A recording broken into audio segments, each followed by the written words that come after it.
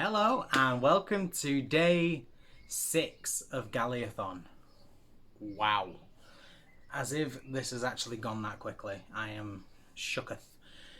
So today, what I'm going to be doing, I'm still amazed, I can't believe it. What I'm going to be doing is ranking all of the books I've read during Galleyathon in the order that I liked them. It sounds boring, but I promise it'll be a lot of fun, I think. So, how many have I actually read? I've finished, well, technically I read the 4 prompts, and then I've also done a bit more of Stranger in the Lake in my time, which was the additional book after I DNF'd. So, going from my least liked book, I think it is only fair to say that my least liked book was How Much of These Hills Is Gold by C. Pam Zhang. So, if you don't know, the story of How Much of These Hills Is Gold follows 2 siblings whose father has died in the night. Their mother has died a long time previous, and when they find their father dead, they hitch him up on the back of a horse and take him out into the desert and try to find a place to bury him. And that's what the story is about. It's about their adventure doing that and how they plan on doing that. And the story itself is filled with a lot of Chinese symbolism. It's filled with a lot of metaphors and meanings, but it just doesn't interest me. And I know that is my own fault for requesting that book, but I ordered this book or requested this book from NetGalley when I first started using NetGalley, and I thought I'm going to get rejected for pretty much everything because I've got such a low feedback rating. So I'm just going to request as much as I can, and then I'll get probably about a quarter of that. And I got that book. And my reasoning for this is really, I think I only got 5% of the way in. So I feel as though the fact that I made it to 40% on the other one that we're not going to talk about, check out yesterday's video for that one, I think this is the one that deserves the least, the worst ranking, because the story seemed fine, but there's a lot of unnecessary writing styles that I didn't like. For example, the author liked to use the characters' names multiple times on a page, and 5% of the way in, didn't enjoy it. So 4th, I'm sure you all know what is going to come next, because a lot of you probably expected it to be 5th, and that is Mary Toft, the Rabbit Queen. So this story follows Mary Toft, who is a woman who gives birth to dead rabbits. She births out rabbit parts, they come apart on the way out. It's quite disturbing. I did a full video on this yesterday, so check that out if you want to know more. But the story is about this woman that births dead rabbits and the doctors that are coming to inspect her and see what the hell is going on. And the story comes out that there's a bit of a hoax, and Mary Toft actually staged these pregnancies. She did give birth, but she went through a whole process of impregnating herself with these animals. And I'll leave it at that.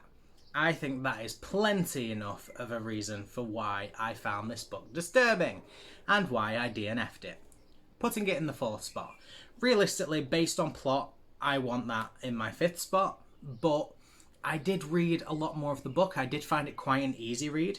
If the topic does not disturb you, I would absolutely recommend giving it a go, because it was surprisingly an easy read. They used the language from the 1700s, which is when the book was set. It felt very classical, but kind of updated in a way that it flowed quite easily and I could read it easily, because that is my issue with classics. I get bored of the writing style because I can't understand it. It doesn't feel like it's flowing for me. But it did, and I was quite happy with that because it meant I could read it and it felt like I was reading a classic. It was just the content was not really my bag. But if you do fancy giving it a go, would entirely recommend it. Just please proceed with caution because it's quite graphic. Okay, so 3rd. Now this is where it gets tricky because I enjoyed all 3 of these next books.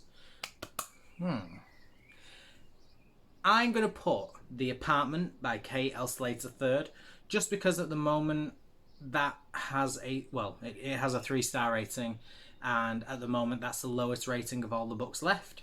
The apartment follows a young woman and her young child who they're looking for a place to stay after the death of this child's father, and they all of a sudden, just by chance, come up to meet a man who offers them an apartment for a very, very reasonable price.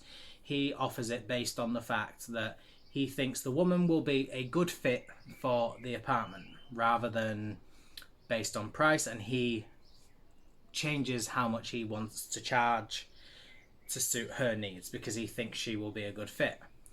Then things start going a bit weird, and I'm going to leave it at that because it might be quite a good surprise for people. I enjoyed the book. I read it. I thought it was fine. I just felt like there wasn't enough of... Typically at the end of a thriller there's a bit of a reveal. I didn't feel as though there was enough lead up to this reveal. It felt as though we got it in tiny little things, but it felt very segmented. It didn't feel as though it flowed into the narrative rather well. And I just thought, as much as I enjoyed it, I was slightly let down. So I give it a 3-star rating. It's still very good. Glad I read it. Probably won't read it again. So I'm going to put that one third, because I think that's where I would put that. I think that's how it's going to be rated. So now, this is where it gets difficult. Because I've got Invisible Girl by Lisa Jewell, and I have Stranger in the Lake by Kimberly Bell. The issue is I have not yet finished Stranger in the Lake. I am currently... Hurry up, bloody hell. 45% of the way into Stranger in the Lake. And that is an issue for me, because I don't want to rank this when I haven't finished it. Because what if the ending has such a massive twist that I wasn't expecting and it was amazing, and I want to change it completely? But what if it does the opposite? And what if it's the worst ending in the world and I hate it? So I do have an issue with doing this. However, I do need to make a rating. I said I was going to, so I will. I will put Stranger in the Lake. Stranger in the Lake is about a young woman called Charlotte. She is married to Paul, whose first wife drowned in the lake near their home. Now, Charlotte is married to Paul, Charlotte is pregnant, and on the night Charlotte tells Paul that she is pregnant, she finds him chatting to a young woman in the street, and they make their way home. Happy news, having a baby. Then the next morning, they find that same young woman dead in the lake, in the same conditions that Paul's first wife was found dead in the lake. And the story follows people's suspicions, because there was always a suspicion that he did it, and now they're thinking, second woman found drowned in a lake right next to his house. Everyone's kind of thinking it's him. Charlotte's kind of thinking it's him because she doesn't believe it's him, but she doesn't know what's going on. She knows he is lying to her because Charlotte's husband denies ever seeing this girl, and Charlotte is forced to lie to the police at the same time. Otherwise, she'll just make her husband look like a liar and throw suspicion on him more, and she doesn't believe he did it. Based off theories and predictions that I have, I will put it in number 2, because I don't know how it's going to end. I think it's going to be fairly obvious how it won't end. I have a slight prediction of how it will end. And if my prediction's right, then I think it's become a teensy bit cliche, and I don't really think I'd be extremely pleased with that ending.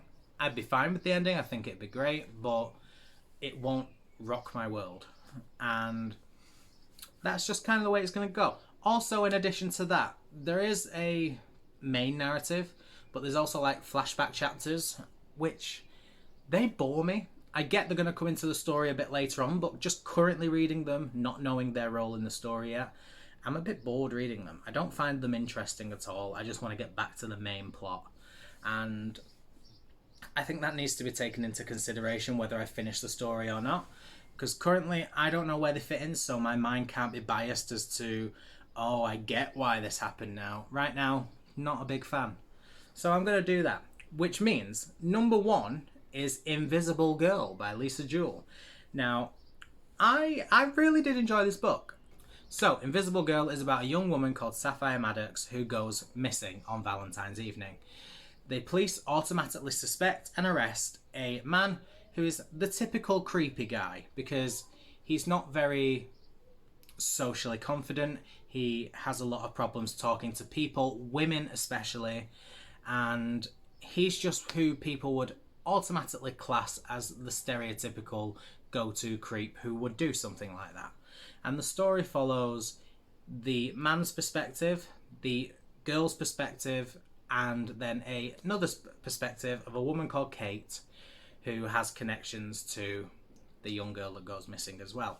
And the story is very interesting because Kate's story and then the man Owen, their story is following what happens before Valentine's and then what happens after, trying to find out what happens to this girl. And then the story of Sapphire, who's the young girl that goes missing, her story is about the events leading up to that night. And it was very strange to me because Sapphire's the only perspective that was in first person. Kate's and Owen's were in third person, which kind of shook me a little bit. But I thought it was really interesting and fun, and I kind of pieced together what I thought was going to happen, and then it kind of got brought in. I thought, oh, maybe I'm wrong then, so how is it going to happen? And I think I got partially correct with one of my theories of how it was going to end, but not entirely correct, and I did still have a bit of a shock value, so I was quite happy with how that went. And it ended on a really good note, and I was really happy with how it went. My only issue with it, which is why I got a 4-star rating as opposed to a 5-star, is it felt more like a mystery than a thriller, and it was marketed as a thriller. So I went in thinking it's going to be really thrilling, it's going to be really exciting, and it wasn't, and I felt a bit let down. I feel as though if it was marketed as a mystery, I wouldn't have gone in with so much expectation. I would have gone in thinking it's going to be a bit of a, we're going to try and piece together what happened rather than someone's going to come and get me. And I think if it was marketed as a mystery, I would have given it a 5-star rating. So that is my rank. I went from How Much of These Hills Is Gold to Mary Toft the Rabbit Queen to The Apartment to Stranger in the Lake to Invisible Girl. And that has been a great week reading. I DNF'd 2, then a 3-star, then a 4-star, and one I have yet to rate. But if it goes on its current trajectory, I will give it a 4-star. Thank you so much for watching this video. I can't believe we are on day 6 of Galleyathon already. I am absolutely shook by how quick it has gone, but it has helped me so much. It has really reignited my love for reading Kindle books, because I've always had a bit of a love-hate relationship with Kindle books. I hate Kindles, I hate ebooks, I get really bad migraines and headaches from reading, and I just don't like it. I like having a physical book. But this week, I've really started enjoying myself and really enjoyed reading some ebooks. And I don't really know why that is, but I'm really glad that that is happening. So long may that continue. And I'm so glad Galleyathon's happening. I'm so glad I got asked to be brought on. And I'm so happy and proud of everybody for actually getting involved. Like, it was just a small idea that happened one day, and then it just spiraled out of control and become this big thing, and I just can't believe how well it's gone, and I'm just so grateful. So thank you to everyone for taking part, and thank you to everyone for watching my video. I will have another video coming out tomorrow, which will be my final one, and well, final one of Galleyathon week, and then I will be back to my usual schedule of posting every Monday, Wednesday and Saturday. So until tomorrow guys, I will see you all later.